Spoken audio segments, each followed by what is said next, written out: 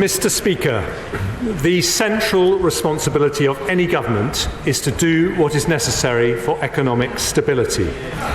Behind the decisions we take and the issues on which we vote are jobs families depend on, mortgages that have to be paid, savings for pensioners, and businesses investing for the future.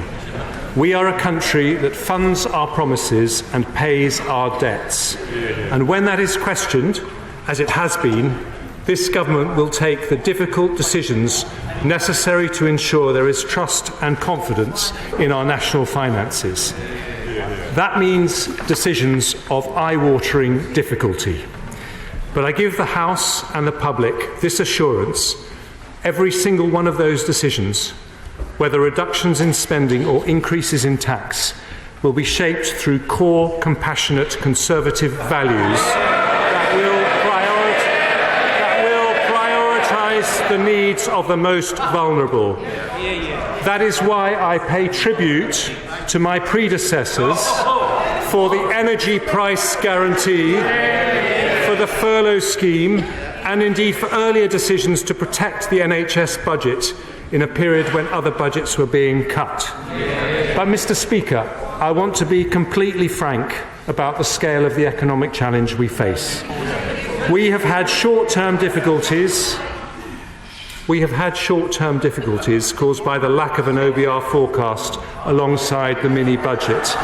But there are also inflationary and interest pressures around the world. Russia's unforgivable invasion of Ukraine has caused energy and food prices to spike. We cannot control what is happening in the rest of the world, but when the interest of economic stability means the government needs to change course, we will do so. And that is what I've come to the House to announce today.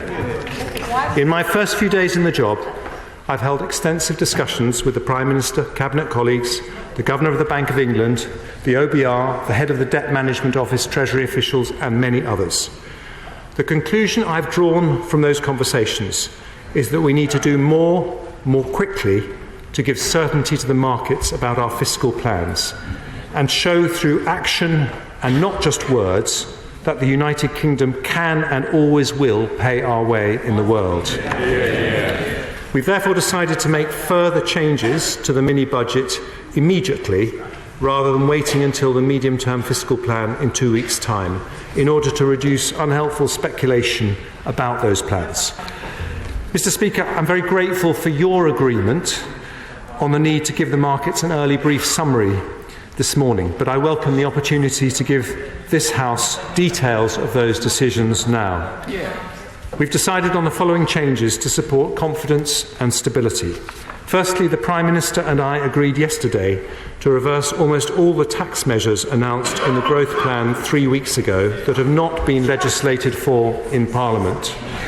So we will continue with the abolition of the health and social care levy, changes to stamp duty, the increase in the annual investment allowance to £1 million and the wider reforms to investment taxes. But we will no longer be proceeding with the cuts to dividend tax rates, saving around £1 billion a year, the reversal of the off-payroll working reforms introduced in 2017 and 2021, saving around £2 billion a year, the new VAT-free shopping scheme for non-UK visitors, saving a further £2 billion a year, or the freeze on alcohol duty rates, saving around £600 million a year. I will provide further details on how those rates will be uprated. Just let us sort this telephone out. I've just switched it off, all right? It's off. OK. Sorry, Chancellor. Carry on. It was this. I will provide further details on how alcohol duty rates will be uprated shortly.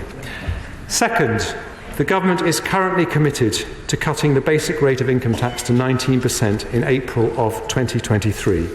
It is a deeply held Conservative value, a value that I share, that people should keep more of the money they earn, which is why we have continued with the abolition of the health and social care levy.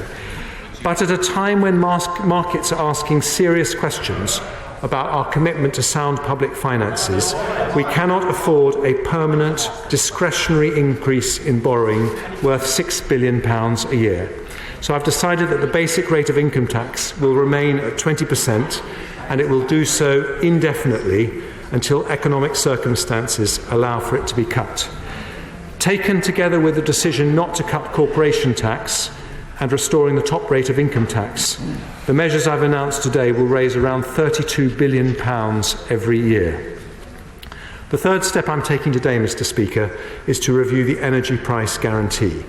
That was the biggest single expense in the growth plan and one of the most generous schemes in the world. It's a landmark policy for which I pay tribute to my predecessor, my right honourable friend from Spelthorne, and will support millions of people through a difficult winter, reducing inflation by up to 5%. So I confirm today that the support we are providing between now and April next year will not change.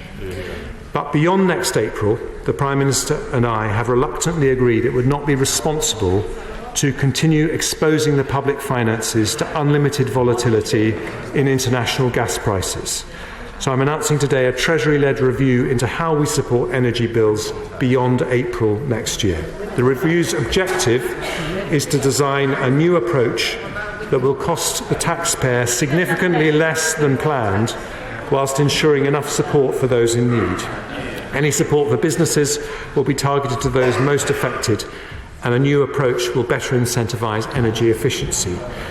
There remain, I'm afraid, many difficult decisions to be announced in the medium-term fiscal plan on October the 31st. When I confirm that we will publish a credible, transparent, fully costed plan to get debt falling as a share of the economy over the medium term, based on the judgment and economic forecasts of the Independent Office for Budget Responsibility.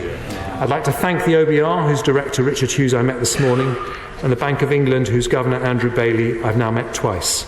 I fully support the vital independent roles both institutions play, which give markets, the public and the world confidence that our economic plans are credible and rightly hold us to account for delivering them. But I also want more independent expert advice as I start my journey as Chancellor. So I'm announcing today the formation of a new Economic Advisory Council to do just that. This council will advise the government on economic policy, with 4 names announced today: Rupert Harrison, former Chief of Staff to the Chancellor of the Exchequer; Gert-Jan Vlieger from Element Capital; Sushil Wadhwani of Wadhwani Asset Management; and Karen Ward of JP Morgan. Mr. Speaker,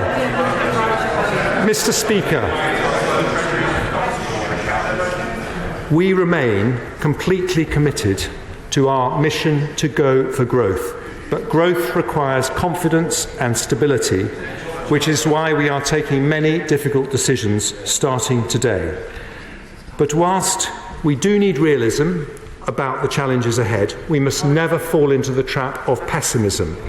Despite all the adversity and challenge we face, there is enormous potential in this country, with some of the most talented people, 3 of the world's top 10 universities, the most tech unicorns in Europe, one of the world's great financial centres, incredible strengths in the creative industries, in science, research, engineering, manufacturing and innovation. And all that gives me genuine optimism about our long-term prospects for growth. But to achieve that, it is vital we act now to create the stability on which future generations can build. The reason the United Kingdom has always succeeded is because at big and difficult moments we have taken tough decisions in the long-term interests of the country, and in a way that is consistent with compassionate conservative values. That is what we will do now, and I commend this statement to the House.